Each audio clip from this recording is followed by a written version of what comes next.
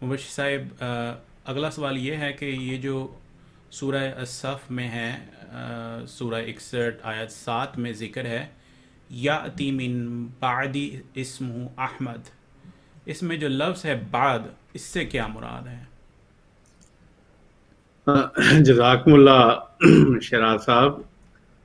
अ, बड़ा ही अहम सवाल है जो आपने किया है।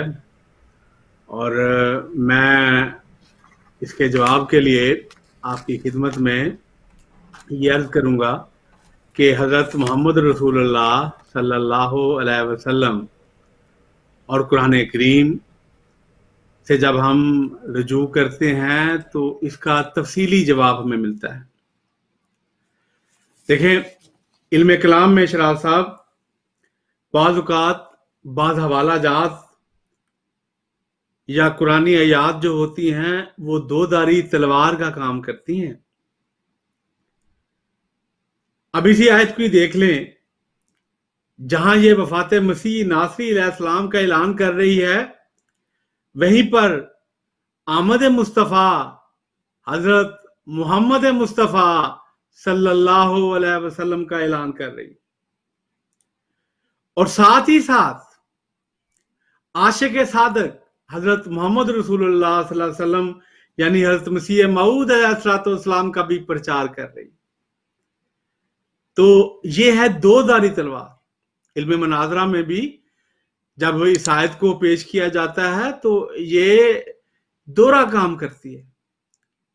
तो अब जरा पहले गौर फरमाएं कि हदीसा अलैहिस्सलाम क्या फरमा रहे हैं, क्या खुशखबरी दे रहे हैं। हदीसा अलैहिस्सलाम को कुरान तो कहता है रसूलुन इला बनी इसराइल, कि हदीसा अलैहिस्सलाम तो बनी इसराइल की तरफ रसूल थे, वो तो बनी इस्माइल की तरफ नहीं थे। तो रसूलन बनी इसराइल क्या फरमा रहे हैं, वो कह रहे हैं कि वो हजरत मोहम्मद मुस्तफ़ा सल्लल्लाहु अलैहि वसल्लम का ऐलान कर रहे हैं कि ऐ मेरे मानने वालों, मैं तुम्हारी तरफ अल्लाह का रसूल हूं और अपने बाद एक रसूल की तो मैं खुशखबरी देता हूं जिसका नाम नामी अहमद है सल्लल्लाहु अलैहि वसल्लम। वो मेरे बाद आएंगे। तो क्या अब अभी तक हदीसा अलैहिस्सलाम का बाद नहीं हुआ? हो गया, यकीनन हो गया। तभी तो मोहम्मद मुस्तफ़ा सल्लल्लाहु अलैहि वसल्लम आए हैं। तभी तो हजरत मोहम्मद मुस्तफ़ा सल्लल्लाहु अलैहि वसल्लम उन तमाम निशानों के साथ आ चुके हैं जो बाइबल से और दीगर कुतुब से मिलते हैं। तो हज़रत ईसा अलैहिस्सलाम जरा गौर फरमाएं कि क्या अभी तक जिंदा आसमान पर मौजूद है? अगर तो वो जिंदा मौजूद है तो फिर हम ये मोहम्मद मुस्तफ़ा सल्लल्लाहु अलैहि वसल्लम कौन है भी? वो तो कह रहे हैं मेरे बाद आएंगे। मैं अपने भाइयों से जो अहमदी नहीं है और इस तरफ दिलचस्पी रखते हैं और गौर करते हैं, फिक्र करते हैं, उनके सामने ये नुक्ता रख रहा हूं कि क्या ईसा अलैहिस्सलाम के बाद यानी आज़म आ चुके हैं? यकीनन आ चुके हैं। तो ये तो इस चीज का ऐलान है कि ईसा अलैहिस्सलाम जिंदा आसमान पे नहीं है बल्कि फौत हो गए। अब गौर तो ये गौर तलब तो ये बात है कि ईसा अलैहिस्सलाम खुद अपनी वफात का ऐलान कर रहे हैं कि मेरे बाद आएंगे। तो देखें, आज़म आपके बाद 600 साल के बाद 580 में आ गए। इस ईस्वी में जब आप आ गए तो इसका ऐलान हो गया कि ईसा अलैहिस्सलाम जिंदा आसमान पे नहीं। यही मिनबादी का मतलब है। लेकिन क्या कहते हैं उलमा? कहते हैं अल कुरान युफस्सिरु बाज़हु बाज़न, कुरान का बाज दूसरे की तफसीर करता है। इसी आयत से आगे जाएं तो क्या लिखा हुआ है कि वही जो जिसकी खुशखबरी ईसा अलैहिस्सलाम दे रहे हैं कि मेरे बाद अहमद आएगा, हुवा युदा इलल इस्लाम, उसे इस्लाम की तरफ बुलाया जाएगा।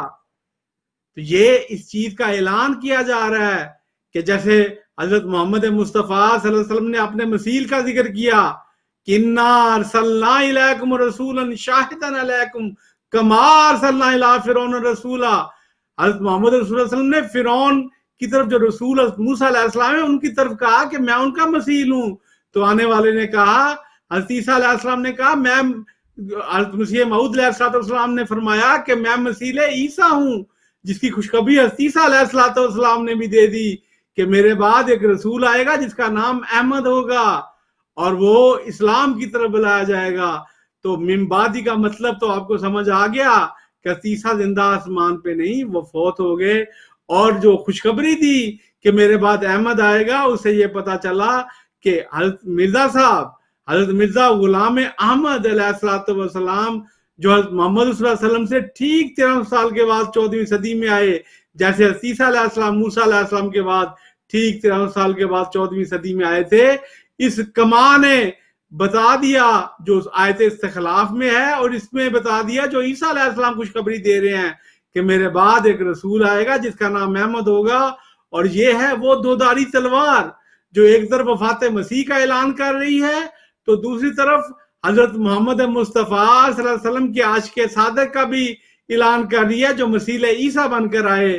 तो मेरा ख्याल है मैं अपने दोस्तों के लिए, अपने भाइयों के लिए और अपने उन भाइयों के लिए जो इस तरह दिलचस्पी लेते हैं और सोचते हैं और गौर करते हैं, मैं उनकी खिदमत में बड़ी आजिज़ी से दरख्वास्त करूंगा कि वो इस पर फिक्र करें और गौर करें कि कुरान का ये हुक्म आ गया कि ईसा अलैहिस्सलाम कह रहे हैं कि मेरे बाद एक रसूल आएगा जिसका नाम अहमद होगा।